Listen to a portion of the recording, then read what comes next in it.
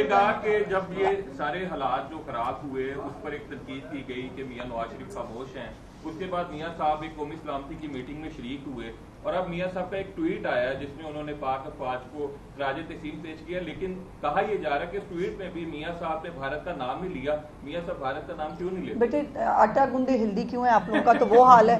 तो गुजारिश ये है कि मियां नवाज शरीफ साहब ना कोई ABCD टाइप के तज्जियाकार नहीं है जो सुबह शाम की जो है वो बोलते रहे फजूल बेतुका। ही इज ए स्टेट्समैन और वो एक्शंस के जरिए बोलते हैं। तमाम तर ऑपरेशन जो है वो मियां नवाज शरीफ साहब की ज़ेरे निगरानी डिज़ाइन हुआ, उसकी मंजूरी हुई। वो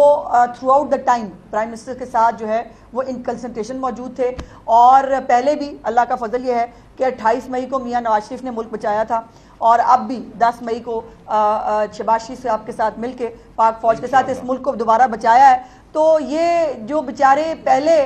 जो है वो जो कुछ करते रहे, अभी तक सीज फायर चल रहा है मेरी तरफ से और मैंने गुजारिश किया कि मेरे सीज फायर को खोल दिया जाए क्योंकि बहुत सारी बातें हैं जिसका जवाब देना मुझे लगता है कि जरूरी है, लेकिन मेरी तरफ से भी सीज फायर है। पाकिस्तान ने बड़ा भरपूर है, मुकाबला भी किया दुश्मन का, मगर देखने को नजर आया कि लोग हैं जो फिर भी बात कर रहे हैं। मैंने बताया ना मेरा सीज फायर है, वो खुल लेने दे फिर बताऊंगी आपको। बताइएगा कि ये हमने देखा 3-4 दिन पहले कि इंडिया ने भी पंजाब को टारगेट किया, पंजाब के मुख्य शहरों में ड्रोन आए, तो अब कोई जान का इतना लागत था अच्छा है इंसान कल की मुद्दे की आपसे ट्वीट बोल रहे तो मुश्किल को ही है और हुकूमत की नुमाइंदा है बाखबर है, ये बताएंगे क्या जान का खतरा है इसको लोगों में भी आप इसी में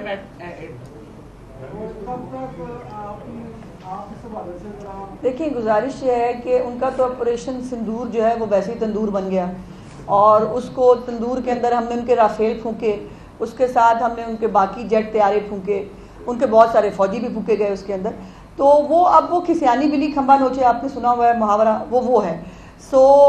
अल्हम्दुलिल्लाह हमने अपना ऑपरेशन जो है वो कामयाबी के साथ वाइंड अप किया है, लेकिन इसका ये मतलब नहीं है कि हम चौकन्ना नहीं हैं। और ये अब ज़ाहिर है मोदी की मजबूरी है, उसने अपने मीडिया को, अपनी पब्लिक को, अपनी पार्लियामेंट को जो उसके ऊपर बैश कर रहे हैं उसको उसने जो है वो पैसिफाई करने के लिए कोई ना कोई अलिफ लैला की स्टोरी